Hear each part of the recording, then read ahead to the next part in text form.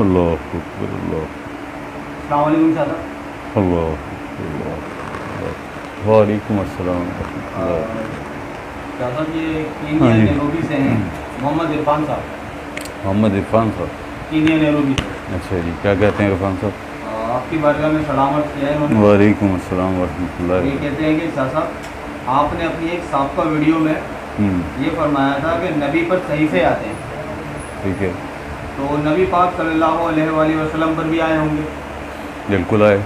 تو وہ صحیفے کیا تھے اور کس حدیث میں ان کے حوالے مل سکتے ہیں، ان کی ڈیٹیل مل سکتی ہے؟ ان صحیفوں کی جو آقا الاسلام پر آئے، جی سرکار، آقا الاسلام کی نبوت پر جو صحیفے آئے، ان کی ڈیٹیل احادیث میں احادیث میں کیسے ملے گی؟ احادیث میں کیسے ملے گی؟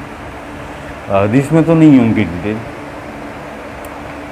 اچھا جی، اور عرفان نام ہے؟ محمد عرفان جی عرفان صاحب، آپ کا سوال ہی آ گیا ہے یہاں پہ ہمارے پاس، اور ہم نے اپنی پچھلی ویڈیو تھی نا، جی سرکار، اس سے پہلے کی جو ریکارڈنگ ہے، جی عرفان صاحب، اس میں ہم نے بتایا تھا آپ کو کہ نبی اسے کہتے ہیں جس پر صحیفے آتے ہیں، بے شک، رسول اسے کہتے ہیں جس پر وحی آتی ہے، بے شک، اول العظم رسول وہ ہوتا ہے جسے اللہ پاک کسی لطیفے کی ولایت عطا کرتا ہے، بے شک، اسے اول العظم رسول کہتے ہیں۔ اب حضور آقا الاسلام، آپ کے پاس نبوت بھی ہے، رسالت بھی ہے، اور آپ اول العظم رسول بھی ہے، کیونکہ اقفا کی ولایت بھی آپ کے پاس ہے، بے شک، بے شک، ایسا ہی ہے۔ بے شک سرکار۔ اب عرفان صاحب نے پوچھا کہ حضور کی نبوت پر جو صحیفے آئے ان کی ڈیٹیل ہمیں احادیث میں کہاں مل سکتی احادیث میں کہاں مل سکتی ہے، اور وہ کیا صحیفے تھے، یہ بھی پوچھا نا۔ جی سرکار۔ تو عرفان صاحب اس کا یہ بتا دیں آپ کو کہ جو صحیفے آقا الاسلام کی ذات اقدس پر آئے، جی سرکار، اس سے پہلے آپ ایک بات یہ سمجھ لیں کہ آپ کے آنے سے پہلے جو مذاہب آئے، جی سرکار، عیسیٰ علیہ السلام، موسیٰ علیہ السلام اور دیگر مذاہب، جو ان مذاہب میں وقت کے ساتھ جو تبدیلیاں ہو جاتی ہیں، جی سرکار، ہر زمانے میں، ہر وقت میں، ہر دور میں، ہر نبی اور رسول کی بے شک، کے زمانے میں، جی سرکار، امت میں کچھ علماء سو بھی ہوتے ہیں نا، جی سرکار، بے شک ہوتے ہیں، کچھ علماء سو بھی ہوتے ہیں نا، ہر زمانے میں ہوتے ایسا ہی ہے ہیں۔ سرکار، اگر علماء حق ہوتے ہیں تو علماء سو بھی تو ہوتے ہیں، ایسا ہی ہے، جن سے ہمارے علماء حق بھی پریشان رہتے ہیں، بے شک، کیونکہ سب سے بڑا نقصان وہ علماء حق کے لیے بنتے ہیں۔ بے شک، سب سے بڑا نقصان وہ، ولایت والوں کے لیے کیا نقصان بنو گے، فخر والوں کے لیے کیا نقصان ہوگا، کیا نقصان دے سکتے ہو انہیں تم، کچھ بھی نہیں، ہے جی؟ کچھ نہیں، تو ان سے جو سب سے بڑے، سب سے زیادہ جو پریشان ہوتے ہیں وہ ہمارے علماء حق ہوتے ہیں، بے شک، کہ ان مذاہب میں جو تبدیلیاں ہو گئیں، ان ادیان میں جو رد و بدل کیا ان علماء سو نے، تو ان ادیان میں اس رد و بدل کو ٹھیک کرنے کے لیے آپ نبی بن کے آئے، بے شک، کیونکہ رسول پر وحی آتی ہے، قرآن وحی کی صورت میں آقا علیہ السلام کی رسالت پہ آیا نا، بے شک، ہماری نسبت اس قرآن سے کیا ہے آپ سب جانتے ہیں، بے شک، کہ اس قرآن کے دم کرم سے اسلام کی ترویج ہوئی، بے شک، اسلام کی تبلیغ ہوئی۔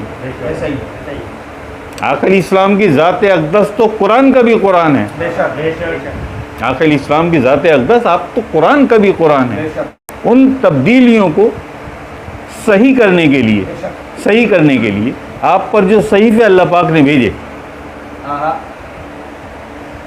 آپ پر جو صحیفے اللہ پاک نے بھیجے، تو یہاں اصل میں وہ عرفان صاحب نے یہ پکڑ لیا کہ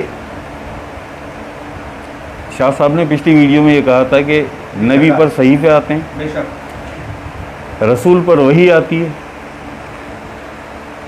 ولی پر الہام آتا ہے، ایسا ہی ہے، ایسا ہی ہے، مومن پر القاء آتا ہے، بے شک، ایسا ہی ہے۔ ایسا ہی ہے سرکار،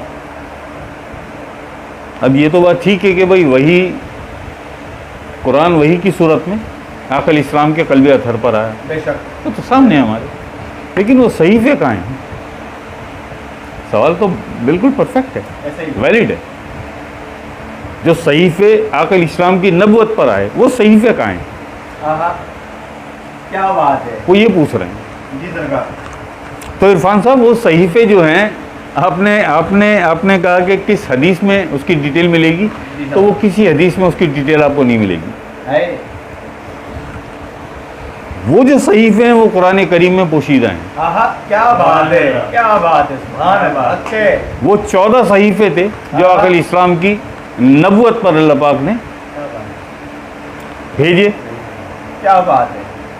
آہا اور وہ 14 صحیفے پوشیدہ کہاں ہیں قرآن میں. کیا بات ہے سرکار کی، کیا بات ہے. وہ 14 صحیفے قرآن میں پوشیدہ کہاں ہیں ہم یہ بتا دیتے ہیں، لیکن بغیر کسی مکمل نظر والے مرشد کے بغیر آپ پہنچ نہیں سکتے. آپ ان کی ابتدا تک پہنچ سکتے ہیں کہ ابھی آپ کو بتا دیتے ہیں ہم، لیکن ریسرچ میں جائیں گے تو جا نہیں سکتے، انہیں سمجھ نہیں سکتے آپ، بے شک. انہیں سمجھ نہیں سکتے آپ جب تک کوئی کامل، کوئی اکمل، کوئی مکمل مرشد آپ کے سر پہ نہ ہو، آپ کے پیچھے نہ ہو، جس مرشد سے آپ کی قلبی اور روحانی بیعت نہ ہو، جب تک وہ مرشد نہ ہو آپ ان صحیفوں کو سمجھ نہیں سکتے. بتا دیتے ہیں آپ کو، آپ نے کہا حدیث میں، تو حدیث میں کہیں اس کی ڈیٹیل نہیں ملے گی آپ کو. وہ 14 صحیفے ہیں، ان کی جو ڈیٹیل ملے گی وہ قرآن کریم میں ملے گی. اور وہ ڈیٹیل کیا ہے کہ جو قرآن پاک میں حروف مقطعات ہیں، کیا بات ہے سرکار، کیا بات ہے. جو قرآن کریم میں حروف مقطعات ہیں وہی وہ صحیفے ہیں، اور ان ایک ایک لفظ، ایک ایک حرف کے پیچھے ایک راز پوشیدہ ہے، بے شک، ایک راز پوشیدہ ہے. بے شک. ٹھیک ہے جی. تو یہ آپ نے جو عرفان صاحب کہا کہ وہ صحیفے کہاں ہیں، جی سرکار. وہ صحیفے کہاں ہیں اور کس حدیث میں اس کی ڈیٹیل ملے گی، تو حدیث میں نہیں ہے ڈیٹیل، یہ کلیئر ہو گیا. اس کی تمام جو ڈیٹیل ہے پوشیدہ وہ حروف مقطعات کی صورت میں بے شک قرآن کریم میں ہے. الف لام میم کے بارے میں تو پچھلی کسی ویڈیو میں تھوڑا سا ہم نے کھولا تھا. آگے اور بھی بہت سارے ہیں. آگے الف لام را، الف لام میم را، اور کچھ بھی ہیں. تو ابھی تک تو معاملات یہ ہیں کہ الف لام میم تک ہی نہیں پہنچے تھے لوگ. بے شک ایسا ہی ایسا ہی ہے. الف لام میم تک نہیں پہنچے تھے لوگ. تو الف لام را اور الف لام میم را، اور اس کے علاوہ آگے کچھ اور راز بھی ہیں چھپے ہوئے، ان تک کیسے پہنچیں گے، ان تک کیسے پہنچیں گے ہے بھائی. تو اس کو بس یہ عرفان صاحب سمجھ لیں کہ وہ حروف مقطعات ہیں. آپ لاکھ کوشش کر لیں، آپ لاکھ اپنا سر پٹک لیں، آپ اس سمندر میں کتنے ہی غوطے لگا لیں، پہنچ نہیں سکتے کہ ان حروف مقطعات کے پیچھے کون کون سے اور کیا کیا راز پوشیدہ ہیں، جب تک کوئی صحیح، کوئی نظر والا مرشد، کوئی دیدار والا مرشد آپ کو نصیب نہ ہو جائے، آپ کو میسر نہ ہو جائے. اور یہ سب مقدر سے ہوتا ہے، یہ سب مقدر سے ہوتا ہے. مرشد بھی مقدر سے ملتا ہے. ہائے ہائے ہائے، آج کل سب کچھ مل جاتا ہے وقاص میاں، آج کل سب کچھ مل جاتا ہے، سب کچھ مل جاتا ہے. مرشد نہیں ملتا. نہیں تو لا کے دکھاؤ، کیا بات. لا کے دکھاؤ.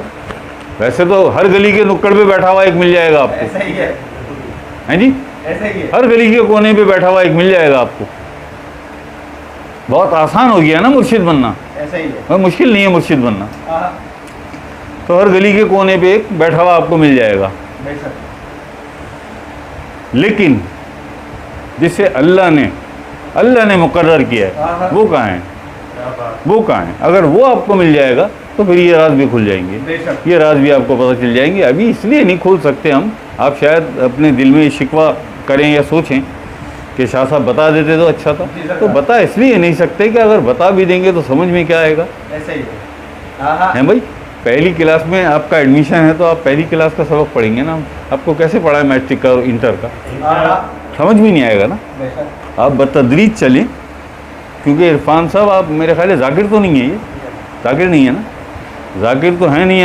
آپ ذکر ہی لے لیں، اس کے بعد آپ ذرا ترقی کریں. اپنے ذکر کو چلائیں, اللہ کے نور میں اضافہ کریں, آپ کے سینے میں, آپ کے قلب میں اللہ پاک کا نور آئے. تو بہت سے لوگ ہیں جنہیں نور سے ہدایت ہے نا بھائی. نہیں تو کتاب پڑھ کے 72 فرقے بنے نا, 73 فرقے. کس کی سمجھ میں یہ 2 لفظ آئے کہ ہدی للمتقی؟ کس کی سمجھ میں آئے کسی کی سمجھ میں؟ کسی کی بھی نہیں ہے. کس کی سمجھ میں عقل اسلام کا یہ فرمان آیا کہ انا مدینۃ العلم و علی بابھا؟ کس کی سمجھ میں آیا کہ میں علم کا شہر ہوں, علی اس کا دروازہ؟ بولنے کے لیے سب تیار ہیں, بیٹھے ہوئے, بہت بڑی شانیں اپنی لے کے, بہت بڑی بڑی پگڑیاں باندھ کے بیٹھے ہوئے سب ہیں, بولنے کے لیے سارے ہیں. مطلب بھی تو بتاؤ. ایسا ہی میں علم کا شہر ہوں, علی اس کا دروازہ. ایسا ہی ہے. میں علم کا شہر ہوں تو پہنچو نا اس شہر تک. اب پہنچو کیسے, پہنچائے گا کون؟ کیا بات ہے, کیا بات ہے. بھائی دروازے پہ پہنچو گے, علی تک پہنچو گے تو شہر تک, اندر شہر میں داخل ہو گئے نا. میں علم کا شہر ہوں, علی اس کا دروازہ. تو مطلب کیا آپ سمجھانا کیا چاہتے ہیں؟ آپ کہنا کیا چاہتے ہیں عقل اسلام؟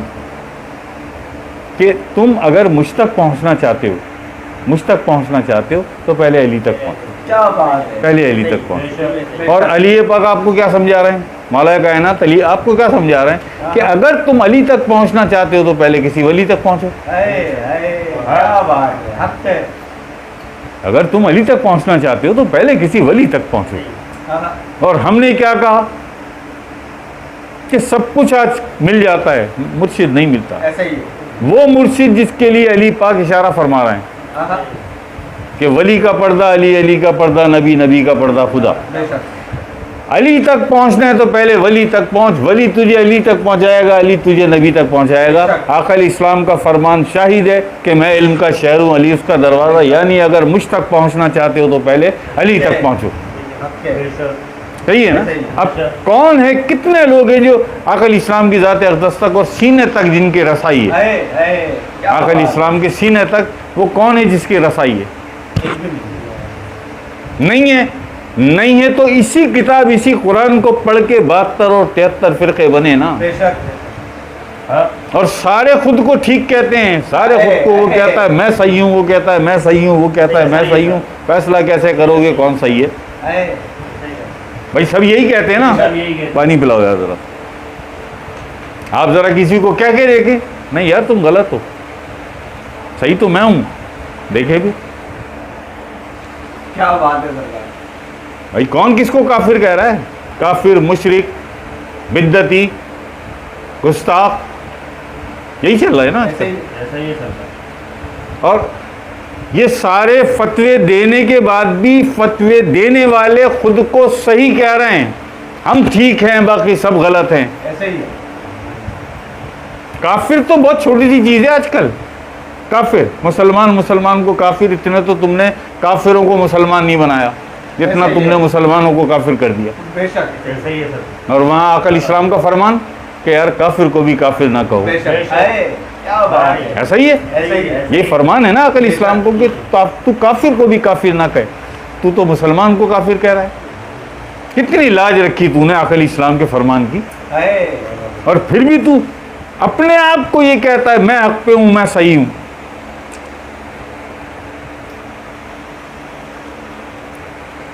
ایک مسلمان کو کافر کہہ کے دعوے دار ہے, یہ دعویٰ رکھتا ہے وہ کہ میں صحیح ہوں, یہ غلط ہے.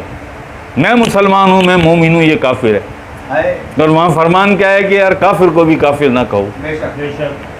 عقل اسلام کے فرمان کی نفی کر کے بھی تو مومن ہے, تو مسلمان ہے.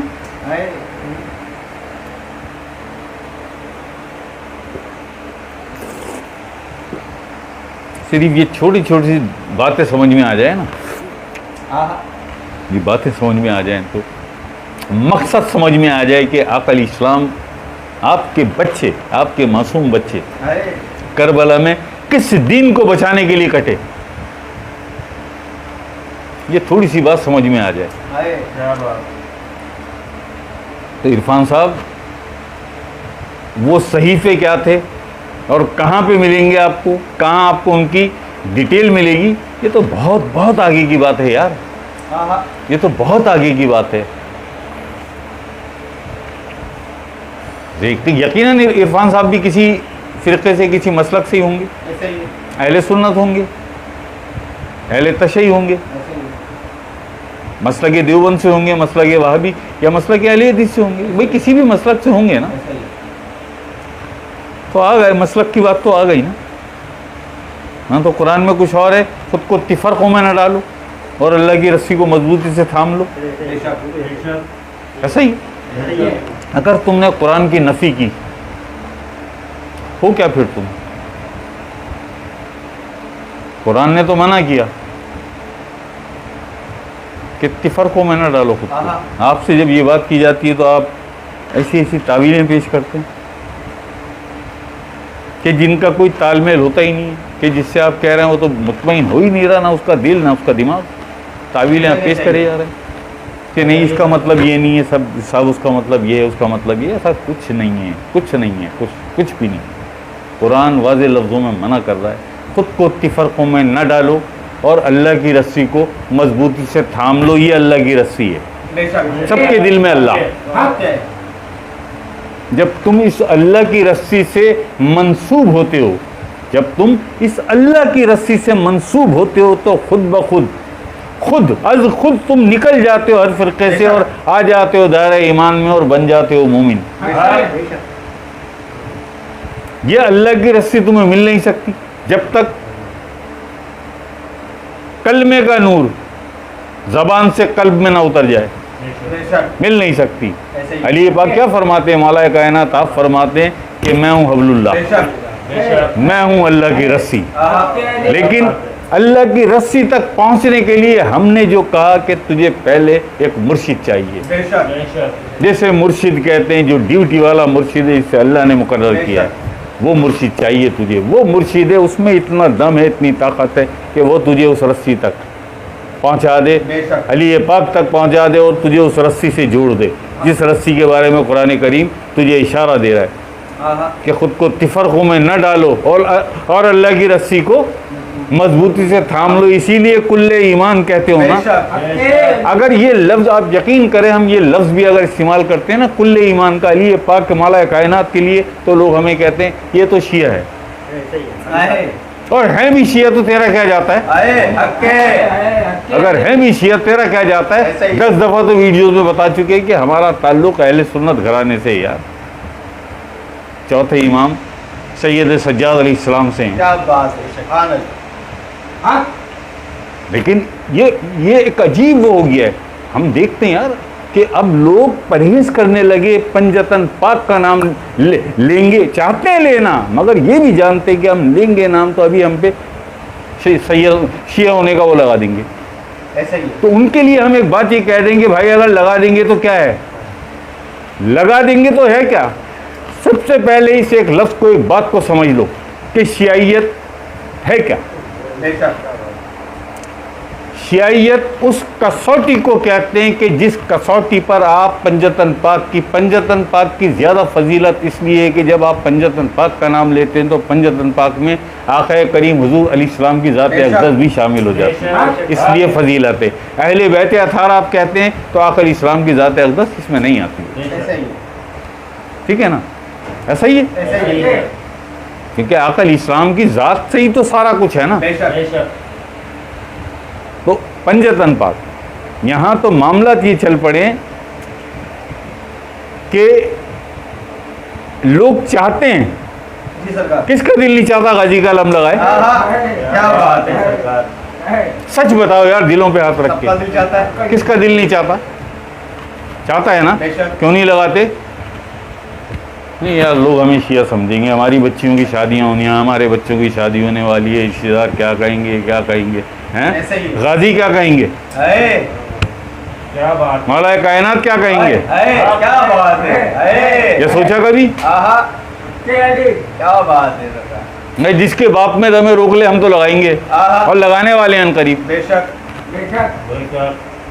ہے بھائی, ایسا ہی ہے. لگاؤ ہم پہ. تم شیعہ ہونے کا ہم پہ لگاتے ہو, تو ہم پہ کافر ہونے کا کیوں نہیں لگاتے؟ کافر ہونے کا کیوں نہیں لگاتے؟ کیسے نادان ہیں، ان کو یہ سمجھ نہیں آتا کہ جب تک ہم پر کفر کا فتویٰ نہ آئے ہمارا عشق کامل نہیں ہوتا پنجتن پاک سے. ہمارا عشق اللہ پاک سے، آقا اسلام کی ذات اقدس سے ہمارا عشق کامل نہیں ہوتا جب تک ہم پر کفر کا فتویٰ نہ آ جائے.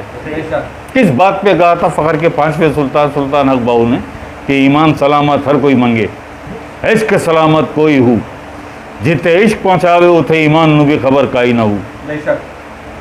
یہ عبادت والے تو بہت پیچھے ہوتے ہیں، ان سے آگے ایمان والے ہوتے ہیں. تو یہ عشق تجھے کہاں پہنچاتا ہے ایمان والوں کو بھی پتہ نہیں چلتا.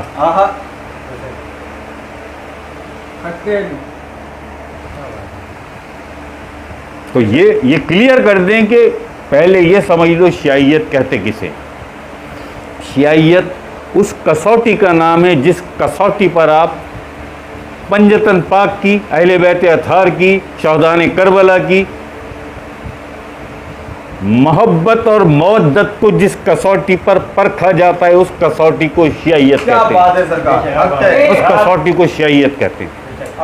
اب کوئی اہل سنت میں بھی شیعہ ہو سکتا ہے، بے شک ہے جی، کوئی مسلک دیوبند میں بھی ہو سکتا ہے، کوئی اہل حدیث مسلک میں بھی، کوئی یہودی اور ہندو بھی شیعہ ہو سکتا ہے، کوئی عیسائی بھی شیعہ ہو سکتا ہے. جو بھی اس کسوٹی پر کھرا اترے گا،